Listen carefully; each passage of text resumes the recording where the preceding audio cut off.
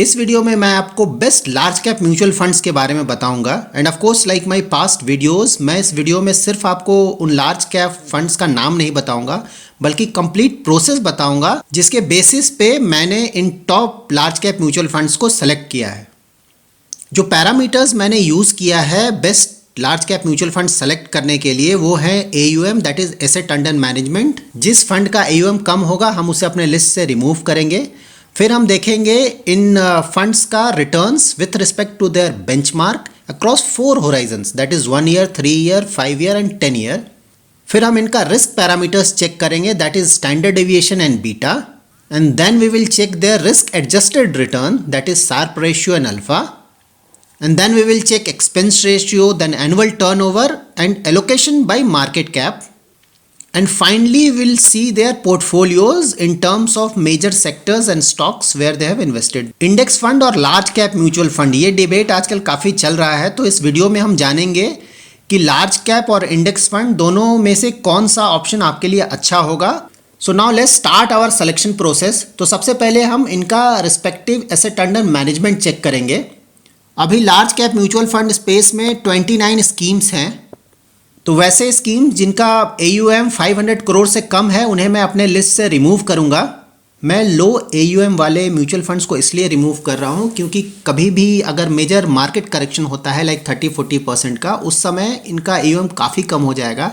साथ ही जब भी मार्केट करेक्शन होता है उस समय मेजर रिडम्पशंस भी होते हैं। तो अगर आप कंबाइंड इफेक्ट देखें मार्केट करेक्शन का और रिडम्पशंस का तो इनका AUM काफ़ी कम हो जाएगा और उस समय इनके रिस्पेक्टिव फंड मैनेजर्स को इन फंड्स को मैनेज करने में काफ़ी प्रॉब्लम होगा।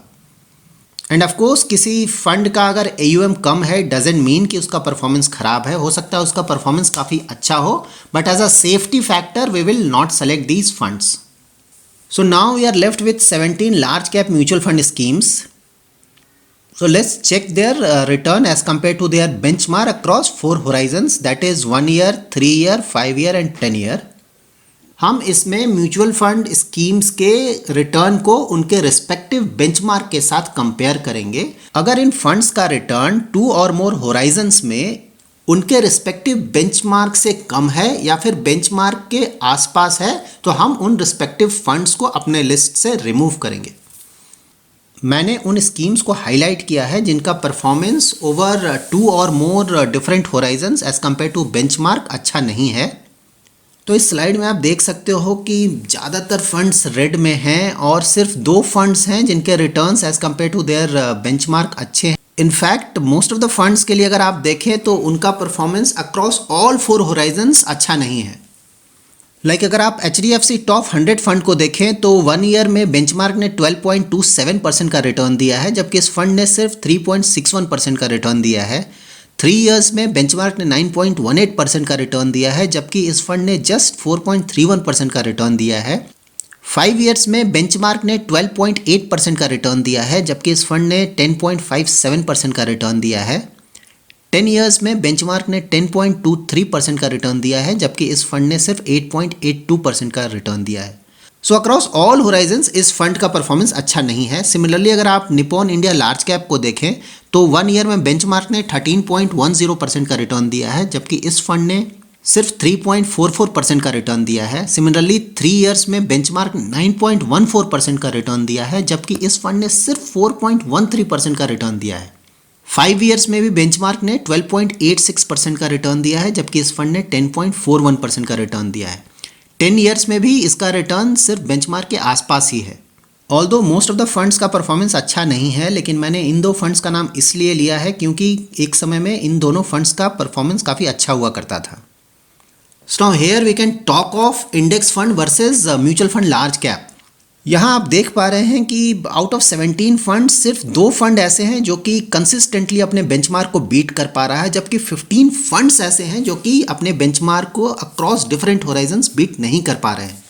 सो naturally as a investor you will think why should I invest my money in these large cap mutual funds क्योंकि इनके रिटर्न्स भी अच्छे नहीं हैं और फिर आप इस पर एक्सपेंस रेशियो भी इनका as compare to index funds काफ़ी ज़्यादा है।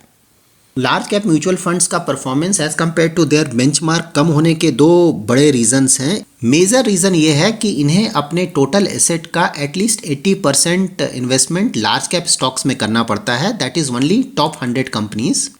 और दूसरा रीजन ये है कि ये किसी पर्टिकुलर स्टॉक में अप टू 10% ही इन्वेस्ट कर सकते हैं, जबकि इंडेक्स फंड्स में ये 10% का लिमिटेशन नहीं होता है। इंडेक्स फंड में आप कुछ फंड्स को ऐसे भी देखेंगे जिनका एक्सपोजर 13-14% होता है basis their weightage.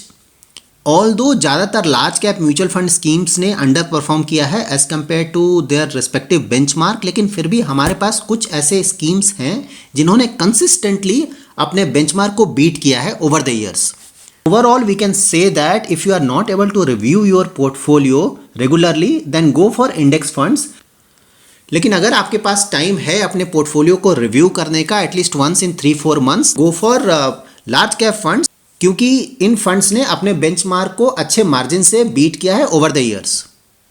So now let's see two large cap mutual funds which have consistently beaten their benchmark over the years.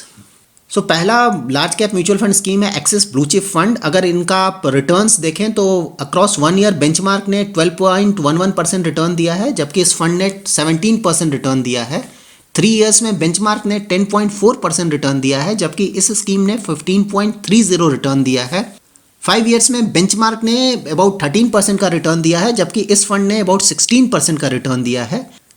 10 years में बेंचमार्क ने 9.89% का रिटर्न दिया है, जबकि इस फंड ने 12.43% का रिटर्न दिया है। दूसरा फंड है Canara Robeco blue chip equity fund. So अगर आप 1 ईयर्स में देखें तो बेंचमार्क ने 13.10% का रिटर्न दिया है, जबकि इस फंड ने ऑलमोस्ट 21% का रिटर्न दिया है। 3 ईयर्स में बेंचमार्क ने 9.14% का रिटर्न जनरेट किया है, जबकि इस फंड ने 14.17% का रिटर्न दिया है। 5 ईयर्स में भी अगर आप देखें तो बेंचमार्क ने 12.8% का रिटर्न दिया है, जबकि इस फंड ने 15.45% का रिटर्न दिया है। और 10 ईयर्स में भी अगर आप देखें तो बेंचमार्क ने 10% का रिटर्न दिया है, जबकि इस फंड ने अबाउट 12% का रिटर्न जनरेट किया है। सो इन दो फंड्स में आपने देखा कि अक्रॉस ऑल 4 होराइजन्स इन्होंने अपने रिस्पेक्टिव बेंचमार्क को बीट किया है। सो नाउ हम इन दो फंड्स को कुछ और पैरामीटर्स पे चेक करेंगे so that we can confidently invest our hard-earned money in these two funds. So now first look at their risk parameters, that is standard deviation and beta across 5-year and 3-year horizon. Standard deviation means अपने average mean return से ये fund कितना ज़्यादा deviate कर रहा है। तो standard deviation जितना कम होगा उस fund का risk उतना कम है। बीटा से भी हम एक पर्टिकुलर फंड के रिस्क को मेज़र करते हैं। तो अगर बीटा किसी फंड का 1 से कम है, दैट इज़ वो पर्टिकुलर फंड अपने रिस्पेक्टिव बेंचमार्क से रिस्क कम ले रहा है। और अगर बीटा 1 से ज़्यादा है तो वो फंड अपने रिस्पेक्टिव बेंचमार्क से ज़्यादा रिस्क ले रहा है। सो इन सिंपल टर्म्स, बीटा अगर 1 से जितना ज़्यादा कम है वो उतना कम रिस्की है, और अगर वो 1 से ज़्यादा है तो वो 1 से जितना ज़्यादा है वो पर्टिकुलर फंड उतना ज़्यादा रिस्की होगा। अक्रॉस 5 ईयर होराइजन अगर इन दो पर्टिकुलर फंड्स का आप स्टैंडर्ड डिविएशन और बीटा देखें तो दोनों ही रिलेटिवली कम है, दैट इज़ दोनों ही फंड्स कम रिस्की हैं। शार्प रेशियो मीन्स एक पर्टिकुलर फंड ने कितना रिटर्न जनरेट किया है per unit of risk taken, and alpha means as compare to expected returns उस पर्टिकुलर फंड ने कितना ज़्यादा एक्स्ट्रा रिटर्न जनरेट किया है। तो अगर आप अक्रॉस 5 ईयर्स इन दोनों फंड्स का शार्प रेशियो और अल्फा देखें तो एक्सिस ब्लू चिप का शार्प रेशियो अल्फा दोनों ही as compare to Canara Robeco ज़्यादा है। एंड अक्रॉस 3 ईयर्स ऑल्सो अगर आप देखें तो इन दोनों फंड्स का स्टैंडर्ड डेविएशन और बीटा रिलेटिवली कम है, और यहाँ भी एक्सिस ब्लू चिप फंड का शार्प रेशियो और alpha as compare to Canara Robeco ज़्यादा अच्छा है। So basis these parameters we can easily finalise our best large cap mutual fund. So best large cap mutual fund would be Axis Blue Chip Fund and second best would be Canara Robeco Blue Chip Equity Fund. So now हम इनका expense ratio check करते हैं.